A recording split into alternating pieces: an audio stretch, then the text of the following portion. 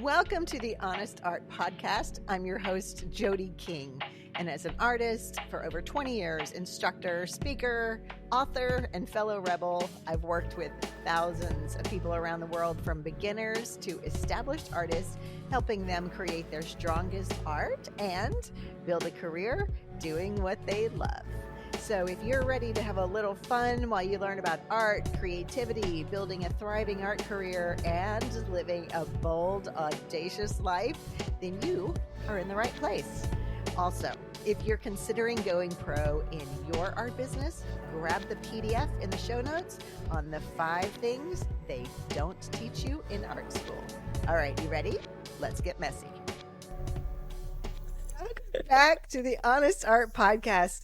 So if you hear a little hint of like giddiness in my voice, it's because I have been so excited about talking to today's artist for a long time. I have had the extreme honor and joy to have known Jodie Gear, who I'm about to introduce, for about a year now, because she joined Studio Elite. And you know, there's just those artists that I'm so fortunate that I get to work with and I click with, just because, you know, they have this deep well, this joy about them, this deep well. And that is, I know, what you're going to hear today with the artists that I'm about to visit with, Jodie Gear. Jodie, first of all, welcome, Jodie. I'm going to tell everybody about you, but welcome. Thank you. Thank you for having me. I'm very excited. It's a privilege and an honor. First Australian guest, I'm sure. You are our first Australian artist or guest, period. Absolutely. I couldn't think of anyone better. That's awesome. So let me tell everyone a little bit about you. Obviously, I'm just a big fan. I'm a big fan of your art, and people are going to know why in just a minute. I just am a big fan of just your humanness. I'm a big fan of the way you support others, the way you supported all the other artists in Studio Elite, and really everybody I think that you meet, at least from my experience of you. But for other people, Jodie Gear, y'all ready? I'm going to get into it now. So professional. Jodie Gear is a professional artist. This is going to matter in just a minute when we start talking. Jodie Gear is a professional artist living in the town of Rye, which is on the Mornington Peninsula in Victoria, Australia.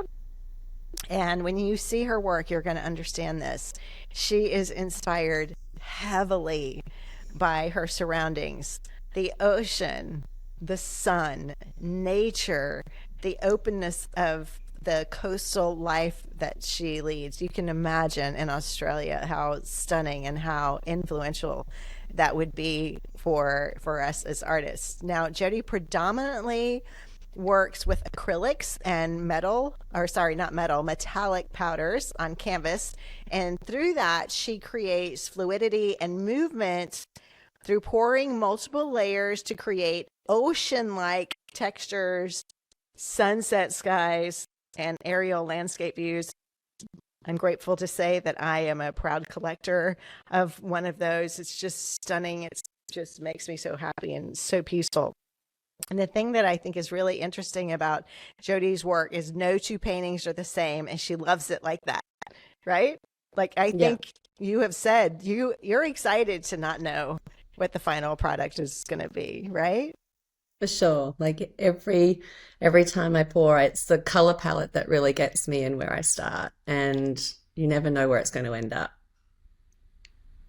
Right. And then I know I became a collector of yours because of one of the reasons you love doing this. And you've said that you love the way your colors and your paintings impact the mood of a room.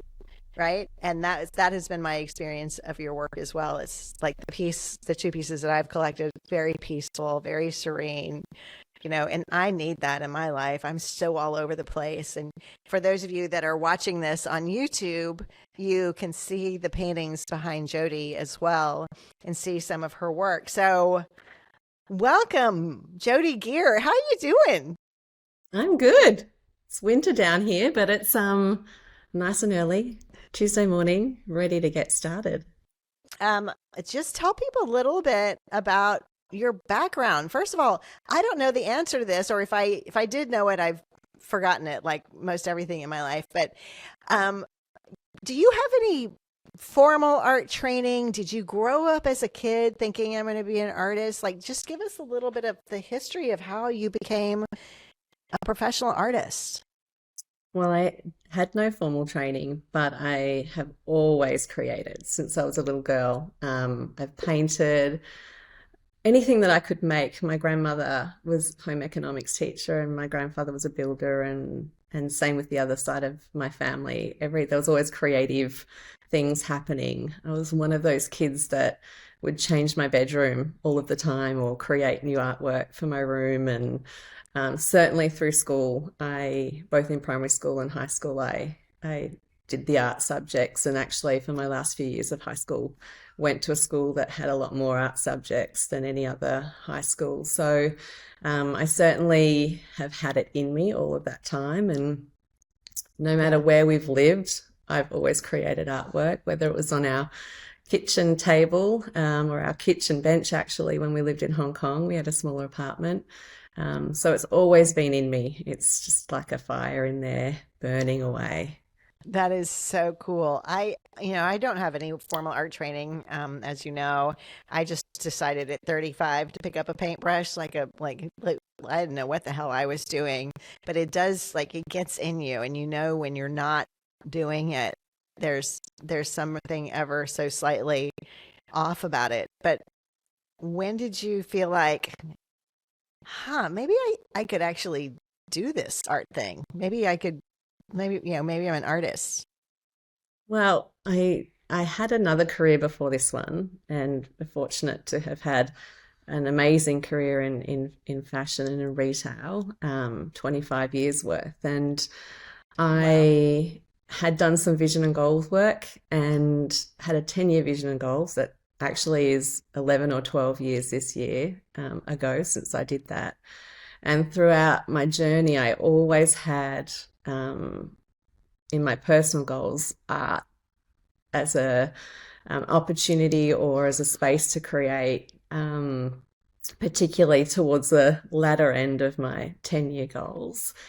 And in 2018, my dad sadly passed away, and a week apart, my friend Simone, she was only 41, and my dad was 64, and it really like grounded me in a way that gave me a different perspective about really what I wanted to do with my life and what made me happy. And he always used to say that it's later than you think. And that Mm, definitely was a pivotal point for me, thinking about really what did I want to do next, and really just not having any regrets about the decisions that I was making for myself and for my life. And then COVID happened, a global pandemic a year later, and I really then, like, I mean, everyone took stock about what they wanted right. for their lives, I think, and for themselves. And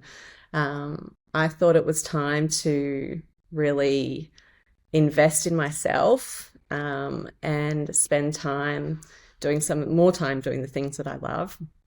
And I'm fortunate enough to have a big shed in the back of our property and turn that into my art studio. And it sort of went from there.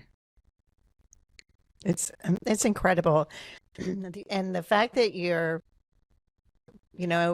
dad, it's later than you think. When you told me that a year ago, that that was something that has kind of fueled you, I feel like it's fueled me.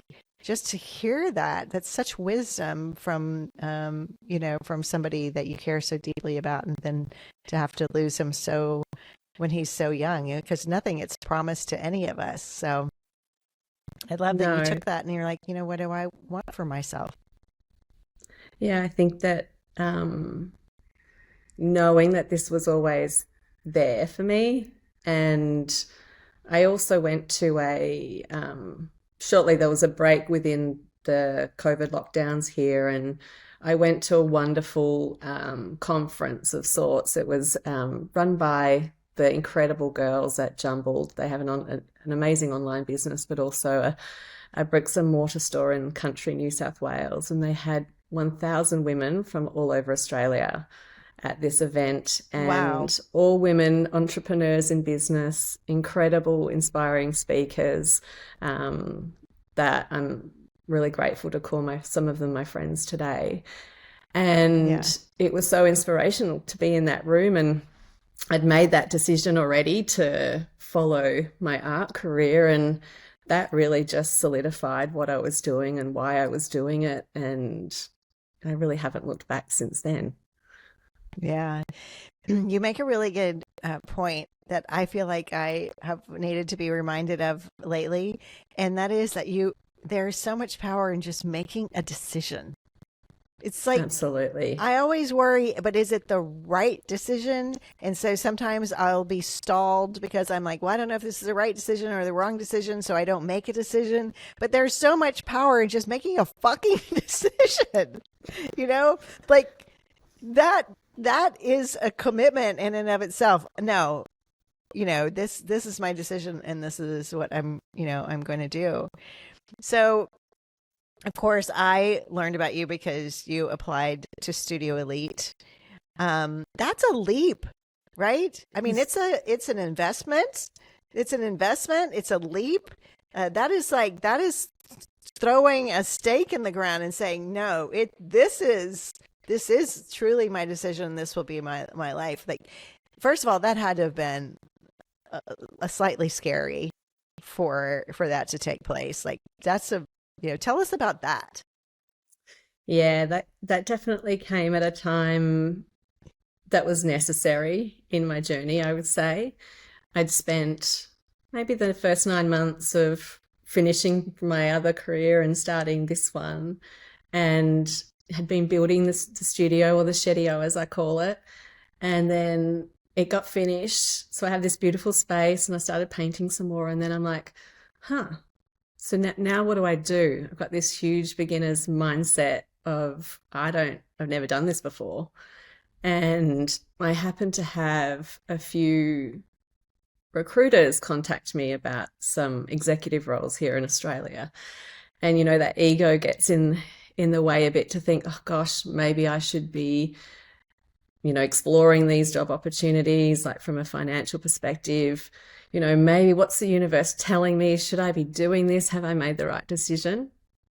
And I'd been following you for a while, and it was the 11th hour for the The applications to 11th. close.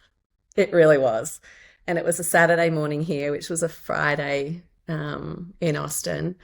And I said to my husband, like, I really want to do this. I don't think I'll get accepted. Obviously, there was an investment attached to it. And he said, just do it.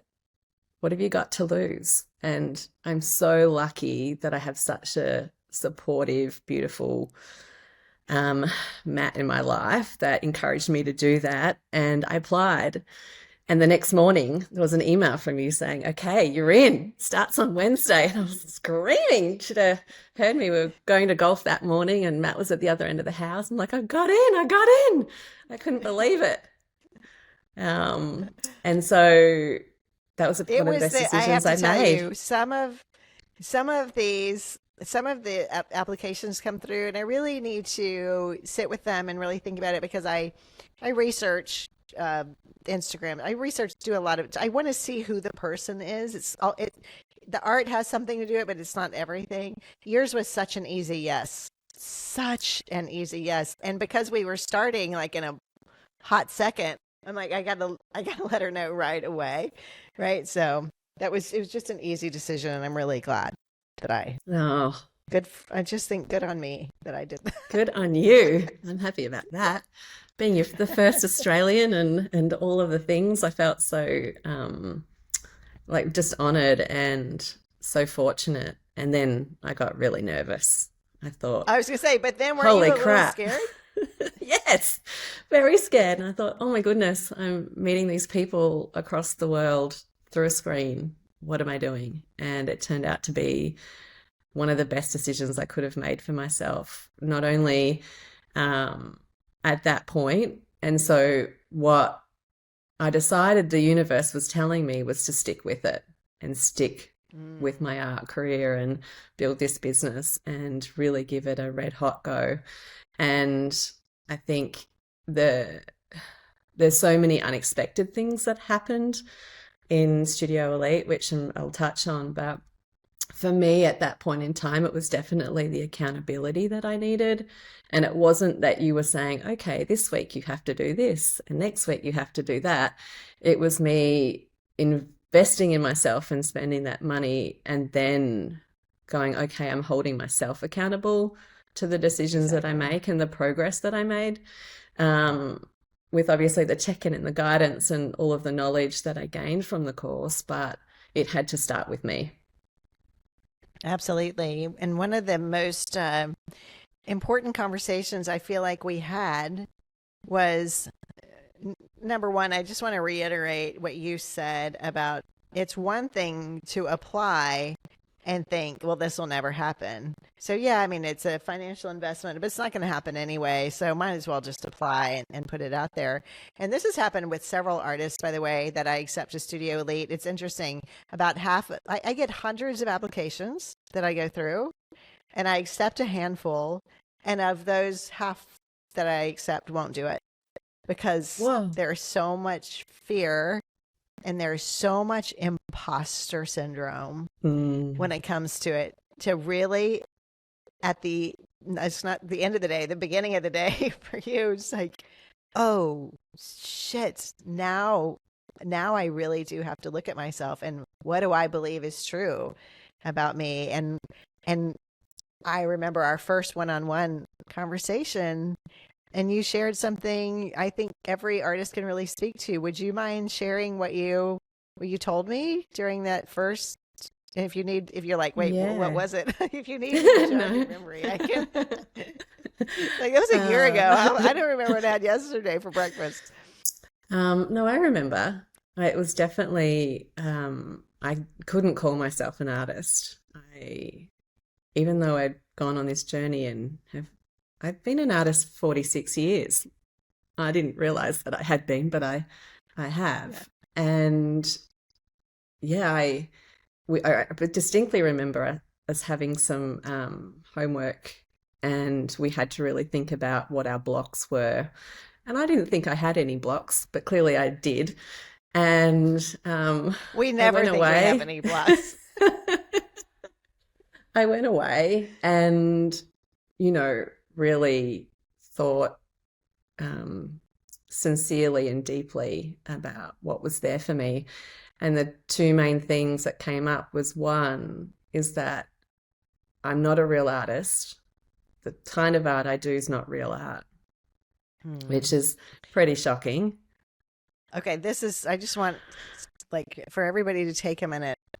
So you didn't think you were a real artist. First of all, that's almost every artist. And number two, it was coupled with because of the art that you made.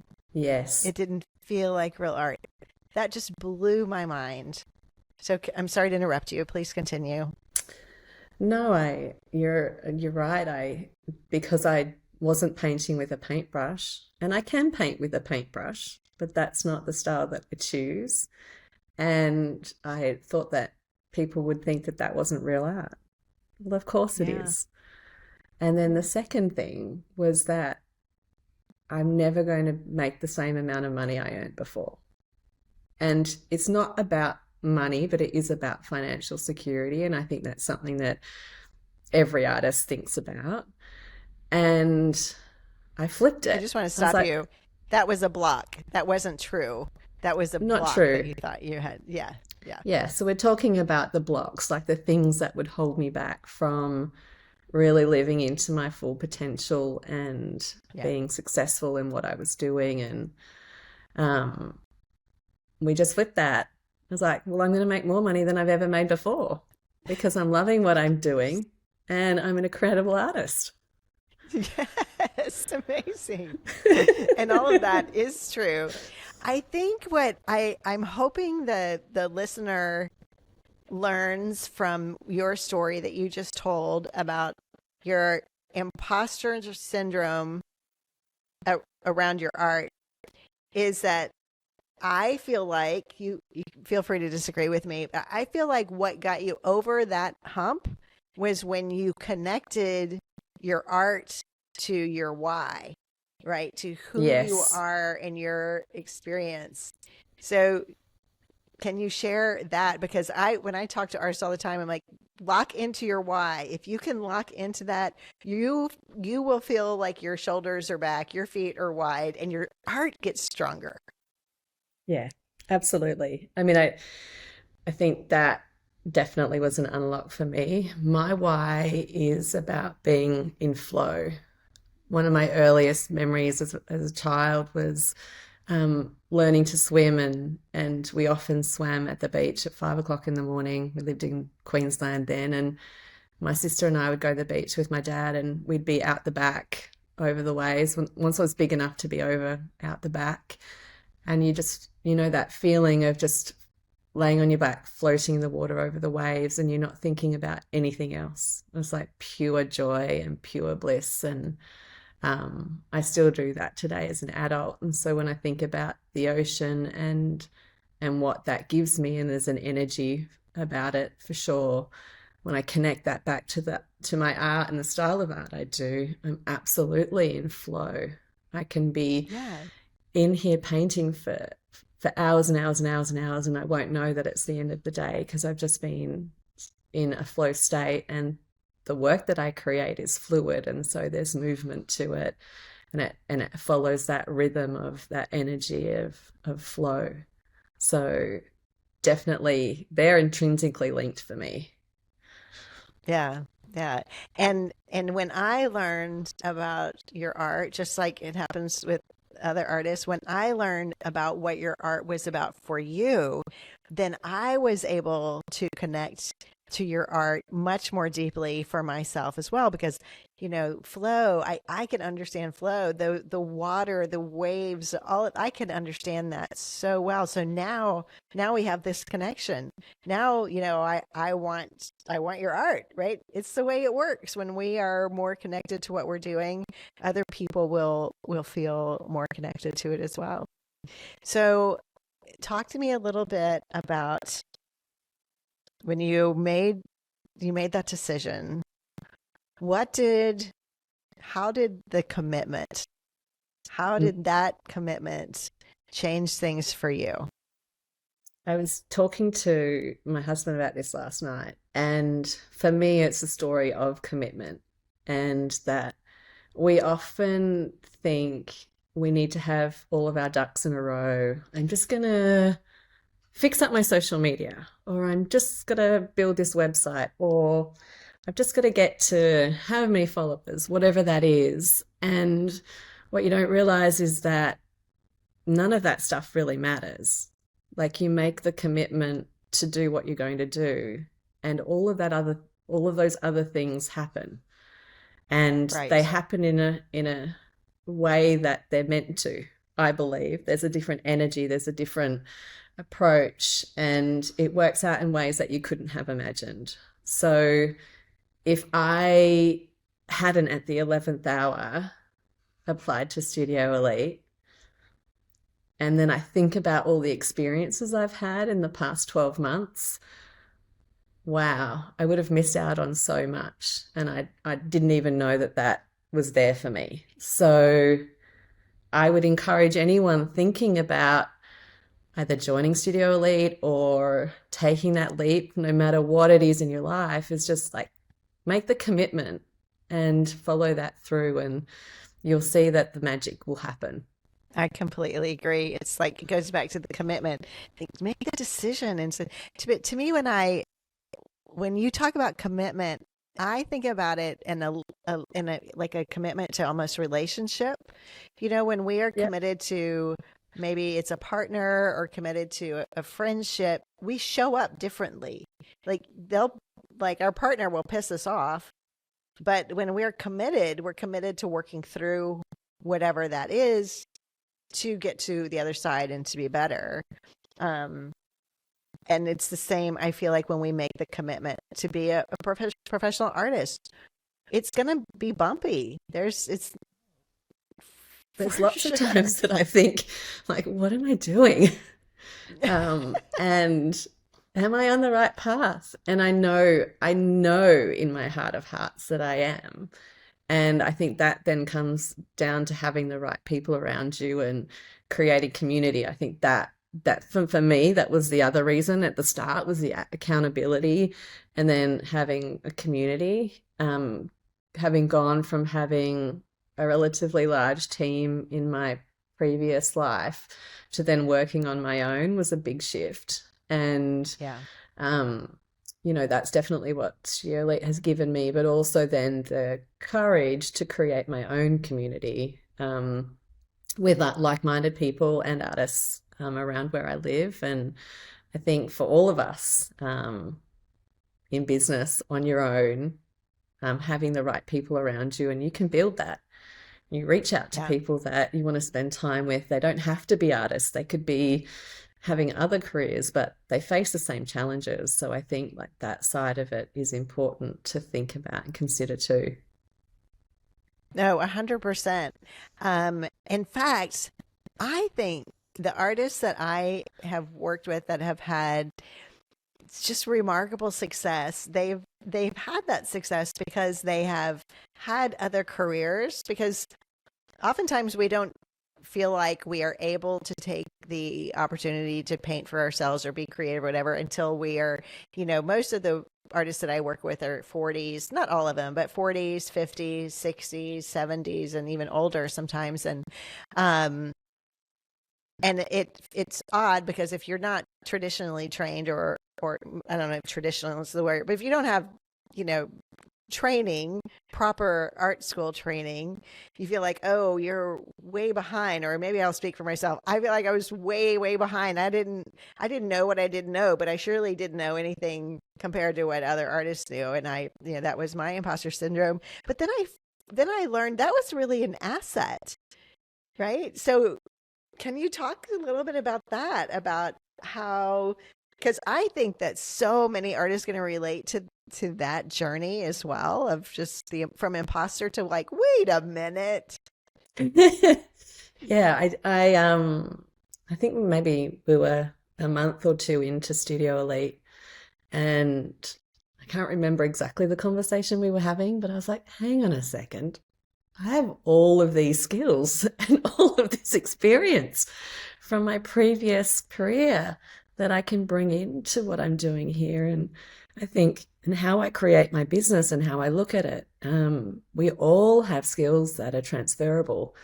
I would say after 25 years of working on a PC and moving to a Mac, those things are not transferable. That takes a long time to learn.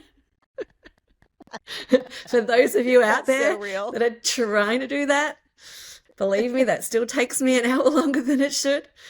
But all the other things are very Yeah, transferable.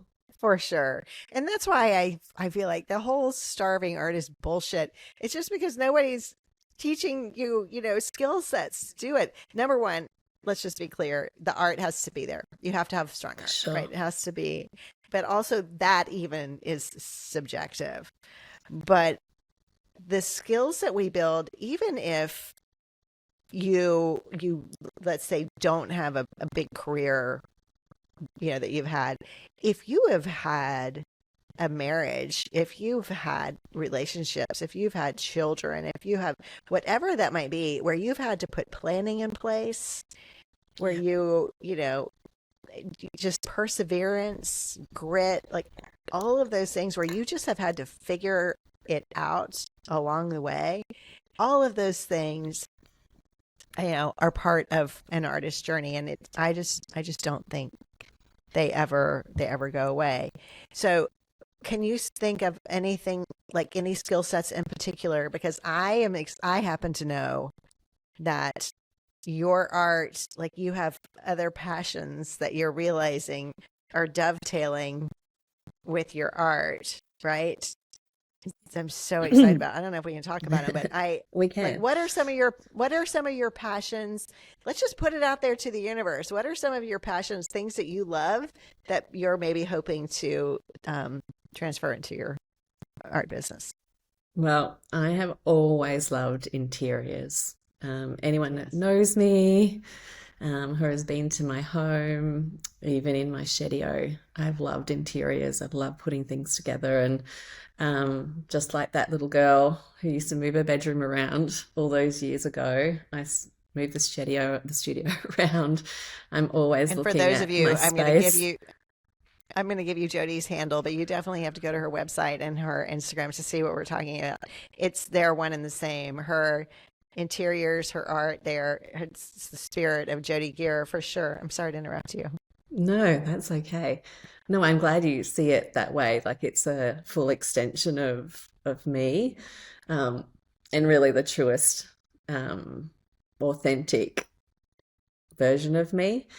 And so I'm looking over here right now because I'm looking at a bunch of fabrics. So everything is grounded, number one, in my art for sure, and that's my starting point. But I do think, well, I do have goals. I've got 10-year vision and goals now, for Yes. where I am at this phase of my life. And that does involve building a little bit of a homewares interior, fabric or linen library, and some homewares in that. So just exploring a few of those things, and hopefully, well, no, not hopefully, I will be launching some table linens by the end of the year, which will be fun. So I think you can do Yeah. anything you put your mind to.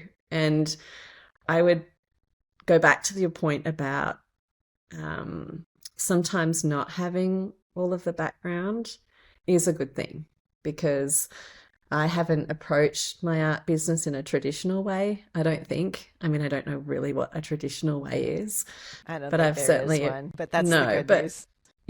but approached it in a way that feels right for me and true to how I see it being out in the world. Yeah. And it was right there all along. It was so intrinsically you that it was almost like too close to see, and then all of a sudden you're like, oh my gosh, imagine combining all of the things that I love so much, and it begins with your creations. Yeah. It's so exciting. I've been lucky enough to see those linens with your art on them. I can't wait to see them in the marketplace as well, because you're going to do big things with your art and with homewares. Thank Um, you. yeah, It's very, very exciting. cool. I think back to Yeah, just not having it all worked out. I know the future is bright. I don't know exactly how I'm going to get there, but I know that it's all going to be amazing. And I think to yeah, have, I would say that would be belief, and belief would be the number one thing I took from Studio Elite. I had trust in myself, and there's a lot of people I had around me that had belief in me. And I guess I had the belief, but it was at a different level. Like yeah, it brought out possibility for me in a way that I hadn't been thinking of it. And I choose 3 words every year to focus on, and this for this year for 2024 was possibility, collaboration, and joy. And I'm living my life that way, my business that way, and how I'm creating art. And so I feel like that all came from belief. amazing. I'm so glad Studio Elite was able to help facilitate that belief, So because much. It's cliche, but it's life changing. Absolutely. And I won't get emotional about it, but it impacts me in ways that I could not have imagined. And that's a credit to you and the way that you hold space for people and the people that you bring into that space too. So my fellow Studio Elite buddies and friends, that's a friendship there that also it was unexpected. And at the end of our course, you ask everybody to think about a gift that each of the other team members had given you, so a learning that you had got from them over the course of our time. And I was so incredibly blown away by um, my other team members and what they said about what I'd given to them, and that for 6 months we saw each other every week behind a screen, not in real life, for me, not in real life, and that they got me. They really saw me. And it absolutely blew my mind that I could develop a relationship um, with them in this way, completely unexpected. So I think that there's more than just the skills that you learn, Yes. it's more about the whole person. And that's what I want everybody to hear. And you can take as much out of it as you want, yes, as long as you're committed and ready to put all of yourself in. That's how Yeah. much you'll get out. I'm so glad you said that, Jody. And the group dynamic, the community dynamic is so important, and it's hard to put into words. But I do think, to your point earlier about how you had worked, with a team for many years, and then you were then to go to basically kind of a solo. I mean, obviously we have support in different ways, but really more of a solo career. The community aspect is it's like there's no words for how important it is. It, so many artists are introverts, but then we could take that too far. Like the scale can tip to the point where there's just a level of loneliness there, and then our growth as artists is stunted because of we don't know what we don't know, and we're not bouncing ideas off each other, and then that imposter syndrome is just kind of growing because now we're alone. I mean, it's just it can't be overstated the importance that the Studio Elite community, and that is with every group that I do every 6 months. So I appreciate you bringing that up. It has been really, really pivotal in so many of the groups. Yeah, Every one of them, absolutely. actually. Yeah, Yeah. it's hard to explain. Yeah. We do a lot of laughing. We do a lot of crying. We do a lot of Yeah, art critiques. yeah, there's so much So, more all there. right.